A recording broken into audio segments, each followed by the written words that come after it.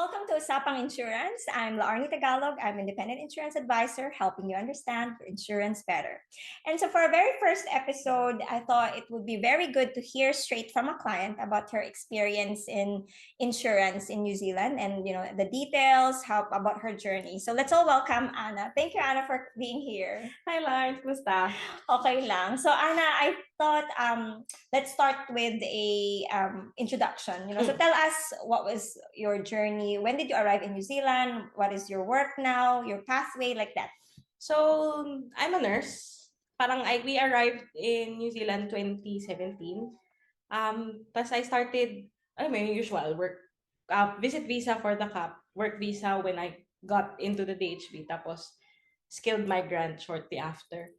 So I've been nursing for 10 years, mostly critical care, cardiac, ganyan. Pero now I work still within the DHB, pero more of an office role. Yes. Okay, so parang 10 years na. Ang tagal. Ang tanda ko na. Okay, so Anna, so when you first arrived, since the focus of this talk is about insurance. So when you first arrived, when did you actually think of getting an insurance, securing an insurance, or did you ever think about that straight away? Kasi I can relate it. When you first arrived, ang dami mo kasi kasuhin, you first is really securing your visa, finding a job, mga budgeting and everything. So ang tagal, I think we thought about insurance nung a year after, I guess. Yeah. Kasi yun nga, as you said, pag nurse ka dito, your first order of business mo get a visa, convert mo agad yung visa mo. So we really didn't think about it. Pero nung, alam mo, when the dust settled, parang we thought actually, kasi since mag-isa ako pumunta, parang what if something happens na, alam mo yun, iisipin pa ng family ko parang kung dadalhin yung katawan ko sa Pilipinas. Okay, so you thought about that. Yun. Yeah. So parang it took a while, pero I think yun yung priority ko at that time. Yun. Kasi mag-isa ako. Okay. Yun. And so when you thought of getting an insurance, like did you research or did you actually look for an advisor to help you? What did you do? Ano ba? Hindi eh. I should have. Sa totoo lang, I really should have. Pero I think at that point, we just got what was most convenient. No research. Parang paano ba? Yung experience ko with our first insurance was, parang bumili ako ng damit sa store. Okay. So, if thinking back now, I don't even remember yung face nung nagbigay sa amin ng insurance. I can't even remember the conversation. I just thought na for what we're paying, we're getting something. Yeah. Yun. And yung parang alam mo lang na may life cover ka kasi that's what I remember. You have critical illness din. So yun lang. Oo, yun lang. That's all. So that's in base lang. Yeah, and you don't know the details. No? Oo, okay. And then we met because Anna actually worked with my husband, so that's how we met. And then I offered like, okay, Anna, let's review your insurance. So when I asked that, like, what was your thought? Like, oh, do I really have to review or paano ba? Parang did I convince you to actually review it? Paano ba? Parang at that point, nung una medyo hesitant ako kasi nga I thought, oh, covered, ganyan. Pero after a few conversations, parang naisip ko na parang, wait, libre naman. Yeah. And if tama nga tong insurance ito for us, di walang magbabago, pero at least we can understand what's out there. Parang yun yung thinking namin. So, that's how, yun, kaya kami pumunta dito. Yes, and that's why we review. Yeah. And tama kasi, Anna, like what I said, like getting an insurance review or, it's free. So walang mawawala and it's really important to review. So that's what happened. We reviewed your insurance cover. And then after that review, what was your realization? Because syempre madami tayong napag-usapan.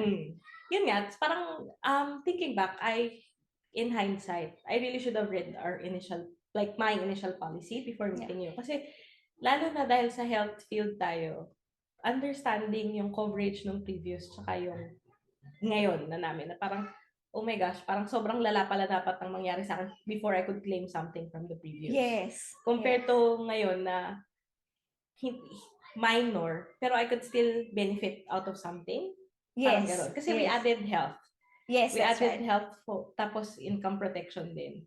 Na, and I got to understand parang kung para saan ba talaga yung insurances namin. Yeah, that's right. Kasi parang during that time na hindi mo pa review, you did not know eh. And because you're medical field, we actually dig in, quite deep yung mga policy wordings. Paano ka mababayaran kung magkaka-heart attack ka from your previous cover to this new cover that I have recommended, diba? So that was really good understanding, no? Oo. And now you feel more value of what you're paying. Tama? Yeah. Totoo. And like when we were talking last time, you were talking about, you were giving like an illustration of a seatbelt. Oo. So, parang I see, dahil nga na-explain sa amin nung husband ko properly kung ano yung insurance, parang it's like a seatbelt. On an ordinary day, driving, alam mo yun, normal driving, you actually don't need a seatbelt. Pero when an accident happens, you'd be thankful you're wearing one. Yeah. So that's how I see insurance. Na if may mangyari sa amin, at least we only have to think about recovery. Kasi wala nang finances, wala na yung waiting times ng surgery, or wala na yung, kung if I had to go to another DHB for treatment, parang saan magsistay yung husband ko or someone, alam mo yun? Wala na yung ganong thinking kasi I just have to show up and get treatment. May mabayaran yung mortgage namin even if wala akong work. Alam mo yun? Yung wala nang mental load ba if something happens? Yes, and mentioning about seatbelt, right? Everyone should have a seatbelt. Like everyone should have an insurance. But actually, also it's good to understand that you have a good seatbelt. Yung parang durable. No? Is your cover comprehensive? Maganda, secure ba talaga? Yung pagkaka-seatbelt mo or your seatbelt's quality is secure? Because that's, I guess having insurance, it goes back to makaka-claim ka ba? Kasi parang yun yung sukatan eh. That's during when you need it the most, makaka-claim ka ba? Diba? And you feel secure now having, we reviewed your cover, we know that you have the best cover in place. And I think knowing na may control kami over what cover we have, really matters. Yeah. Kasi kunwari, it's financially may ipapasok ka to get a quality insurance, di ba? Pero I think knowing the value of what you have and knowing when you actually need it, you can claim something. Parang rest assured kami na may peace of mind kami na okay, we're gonna be okay. Yeah, that's right. And talking about the cost, the value, you have to pay something to get something. How do you manage the cost? Because your insurance is already like, few years, couple of years, more than like 2 years, I think. And just like anything else, it goes up, the premium goes up. How do you manage that? How do you manage? Did you ever think like, parang malaki na siya actually, should I cancel or ganyan? Did that ever come to a point? Kasi maraming makaka-relate for sure nito. Who's watching this? How do you manage the cost of the premium? Parang, I think initially we did think about it, pero that was before understanding how it works. Alam mo yun? Tapos, ngayon, now that we understand how important it actually is, parang mas okay sa akin, alam mo naman ako lang, stress, worry talaga ako. So, mas okay sa akin mag-give up, for example, ng milk tea once a week. Yeah. Parang i-cover lang natin yung premium natin. Yes. Parang kasi nga, knowing how important insurance is, the peace of mind it gives me, parang mas okay sa akin mag-reallocate na lang kaysa mag-give up altogether. And, ayun nga, we've talked about it. May options naman na mag-decrease ng cover or whatever. Yeah. Pero, at this point, parang hindi kasi option sa amin yun. Pero it's good to have it's good to know na we have control over it. Yeah, because you can always tailor it, you know, pagkasyahin sa budget, kumbaga. And tama yung sinabi mo, you can probably give up a cup of coffee for a week or, and that's what I always recommend to my clients because sometimes it gets to your point na parang mabigat na, and that's totally understandable. Cost is always a factor. And I always say like, go back to your bank account and see your statement. Nakailang takeaway ka this month or something. So maybe that's something you can adjust to always give room of what's important. Like lalong-lalo na yung insurance. Kasi most of the time, parang based on experience, kung kailan ka mag-cancel, saka may nangyayari. Parang ganon. Ayun pa, kasi nga I had the experience of claiming. Yes, kaya that's right. Parang I think, hindi naman suki, pero nakita ko talaga yung kung gaano kadali siya and straightforward. Tas nurse tayo, parang alam natin, alam mo yun, it's been published na parang overwhelmed yung system natin. Yes. So, and since public system siya, priority list. Yes, So it's based on urgency. So you mentioned about the claim. Tell us your claim because we claimed as a oral surgery, you know. And what was your experience? Tell us about, you know, from the very first time you told me like, okay, Larnie, ito yung kailangan kong surgery, ganyan. Tell us, go through us with what was the whole experience? Ano nga? Hindi. Kasi di ba, parang I had an abscess. And coincidentally, we found out na intact pa lahat ng wisdom teeth ko and hindi pa sila nag-erupt and all of them needs to be pulled. And that was 4, right? 4, all 4. Tapos parang the dentist quoted me, tapos parang mga 8,000 siya. Okay. Ang bigat. Ang bigat. Yeah, even if you have savings, that's a big chunk of money to take out from saving for something else. Travel na yun. Yeah. Diba? It's significant. So parang, and then, after the scans, they told me na, actually, hindi pala kaya ng dentist kasi heavily impacted yung isa. So, I really had to go to the surgeons for it. And it's gonna be significantly more expensive kasi kailangan GA pa. Kasi it's gonna take long. So, parang, di ba, I contacted you, parang, oh my God, Larnie. Yes.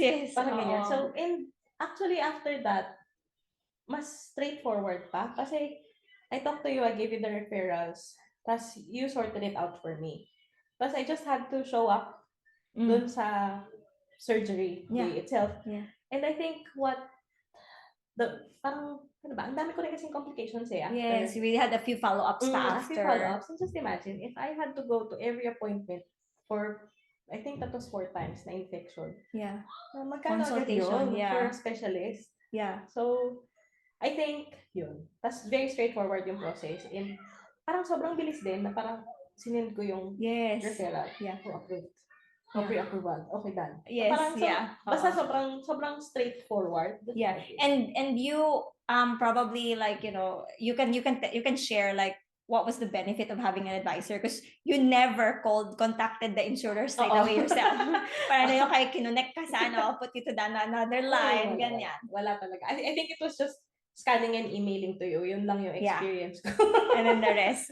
And so, tell us because it's a private hospital, what was experience, the care that you provided, parang mga ganon, everything was...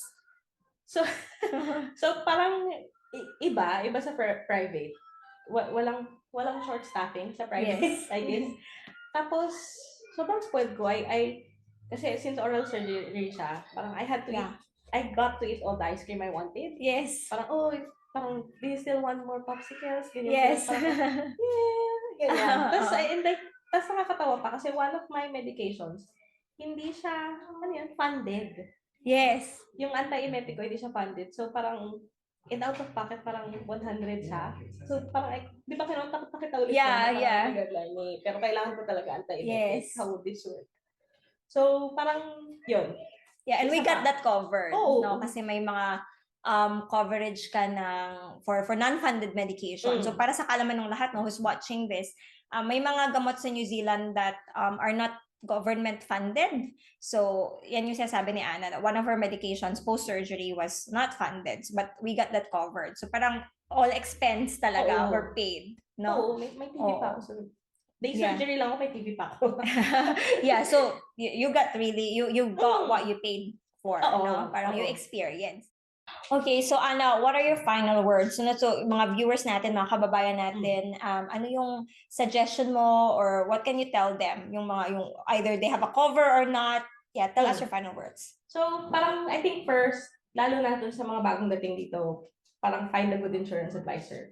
Kasi I found ang laking benefit of having someone who will explain to you yung benefit na makukuha mo from insurance and how important it is. Yeah. Tapos second, although it is an additional cost and it goes up every year, parang I'd rather have it than not, especially worst case scenarios. Yeah. And you wouldn't want to be in a foreign place without a safety net. Lalo na para sa atin na, alam mo yun, pumunta dito mag-isa. Yes. So, and if you do have an insurance already, parang walang masama, ma-review siya ulit. Or if you have needs, kasi, diba, parang I started with life and trauma.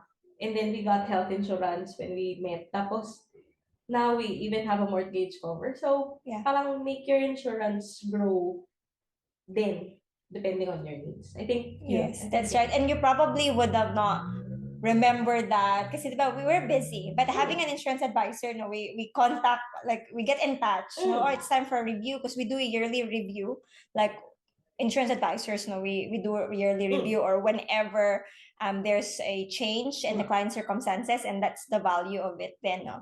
And I really appreciate, Anna, that you know all what you've shared, na talagang you get to understand the value of your cover kasi yun talaga yung importante, diba?